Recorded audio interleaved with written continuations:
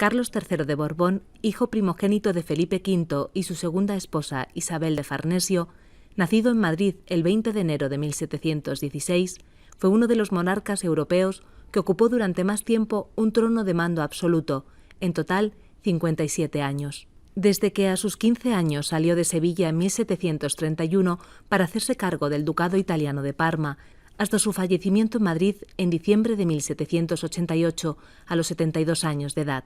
En 2016 celebramos el tercer centenario de su nacimiento, reconociendo que ha sido el mejor rey de España en el antiguo régimen.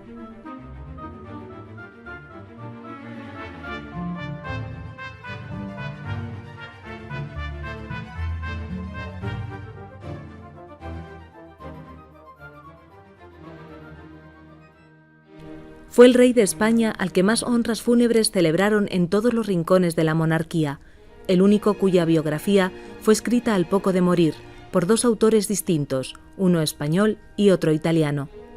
El último que supo mantener unido el grandioso imperio español y que fue respetado por los demás monarcas de la Europa de las luces.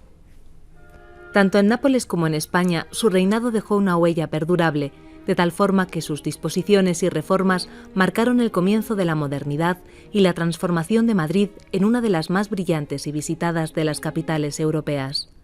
Carlos III fue el primer rey que ocupó el Palacio Real de Madrid en 1764 y a quien se deben las principales señas de identidad de la nación española, unida bajo su mandato con el himno nacional y la bandera roja y gualda. Fue quien nombró a la Inmaculada como patrona de España, quien creó la Orden de Carlos III para premiar la virtud y el mérito, quien dictó las leyes de supresión de tasas, libertad comercial y enseñanza primaria obligatoria, quien protegió la industria nacional y dignificó el trabajo de los menestrales. La historia de Madrid, en especial, debe a Carlos III sus mejores instituciones, monumentos y paseos, que hoy definen la fisonomía de la capital de España. Con él nacen el Banco de España y la Sociedad Económica Matritense, las Reales Academias de Jurisprudencia, la primera cátedra de Historia de la Literatura y la fabulosa Iglesia de San Francisco el Grande. Se crean por su iniciativa las juntas de caridad para atender a los pobres, el primer servicio de ambulancias en sillas de mano encargado a la Hermandad del Refugio, la imprenta real y la mejor edición del Quijote, un beaterio de mujeres arrepentidas voluntarias, el servicio de policía y los alcaldes de barrio, la numeración de las casas y las aceras en las calles, cuyo alumbrado con más de 4.000 velas de sebo era responsabilidad de 152 faroleros.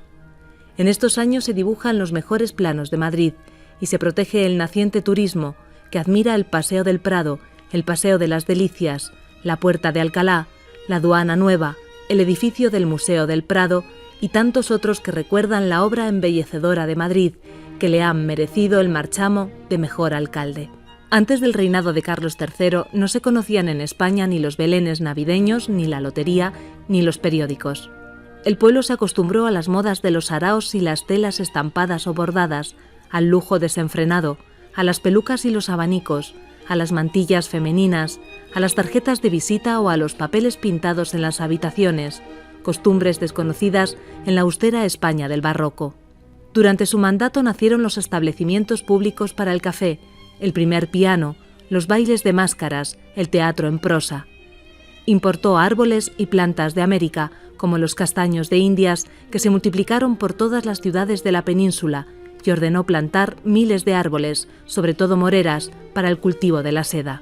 Fundó los colegios de cirugía de Barcelona y Madrid, las escuelas de platería, relojería y joyas preciosas, de grabado, dibujo y cartografía, de veterinaria y química, las fábricas de porcelana y piedras duras del Retiro. Durante su reinado se convocaron las primeras oposiciones a cátedra de ámbito nacional, aparecieron los cementerios civiles, los montepíos de protección social y las patatas en la mesa de los madrileños. Preocupado por la alta mortalidad infantil, autorizó la operación cesárea y la importación del nuevo biberón para los lactantes, fabricado en Suiza. Carlos III de Borbón se ocupó de construir en España más de 2.000 kilómetros de carreteras y más de 600 puentes. Aprobó los transportes de diligencias entre Cádiz y Barcelona, pasando por Madrid y de Madrid a París por Bayona. Encargó a Olavide la dirección de las nuevas poblaciones de Sierra Morena, mejorando el paso de Despeñaperros, y ordenó la construcción de los canales de Castilla y de Madrid, de suerte desigual, en un empeño por regar las tierras resecas en el primer caso y como enlace fluvial entre Madrid y Lisboa en el segundo, aprovechando las aguas del Tajo y sus afluentes. Este, como otros muchos proyectos, terminó en fracaso. Pero de todos es sabido que sin proyectos no hay política que se precie y que sin utopía no hay progreso. Carlos de Borbón tuvo una personalidad tan acusada como contradictoria y única en España. No hay otro soberano en nuestra milenaria historia que haya llegado al trono español con una experiencia de gobierno de cerca de 30 años. De una sincera religiosidad, oía misa diariamente y comulgaba todos los meses. Durante la Semana Santa visitaba los monumentos eucarísticos de una veintena de iglesias madrileñas, lavaba los pies a los pobres y tenía un trato permanente con su confesor, que dormía en una habitación contigua a la suya. Quizás sea más explícita de su compleja personalidad la elección de la bandera roja y gualda, sin ningún signo externo de su devoción cristiana, como la cruz que aparece en otras banderas de Inglaterra, Suecia o Dinamarca. La motivación última de sus profundas convicciones religiosas no era otra que su íntima creencia de que Dios le había destinado al trono de España para su gloria y que no podía apearse de su dignidad regia sin ofenderle. Fue siempre esclavo de sus convicciones y de las regalías inherentes a la corona. El siglo ilustrado español fue peculiar, como el propio rey, que falleció en el momento más oportuno, sin llegar a conocer los desmanes revolucionarios de Francia.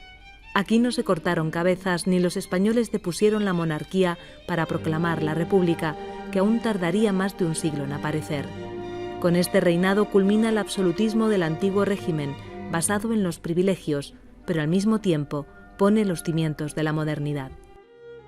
Desde mediados del siglo XX, el Consejo Superior de Investigaciones Científicas ha mostrado gran interés por los estudios del siglo de las luces. Ejemplo de este interés son los coloquios organizados por el Departamento de Literatura y Bibliografía del siglo XVIII del Instituto Miguel de Cervantes de Filología Hispánica. En 1980 se celebró uno sobre Nicolás Fernández de Moratín, en 1982 otro sobre José Cadalso, y un tercero sobre el periodismo español en el siglo XVIII se celebró en 1989. Estos congresos contribuyeron a conocer mejor la España de ese siglo, lo mismo que diferentes artículos científicos y monografías sobre temas de historia y filología.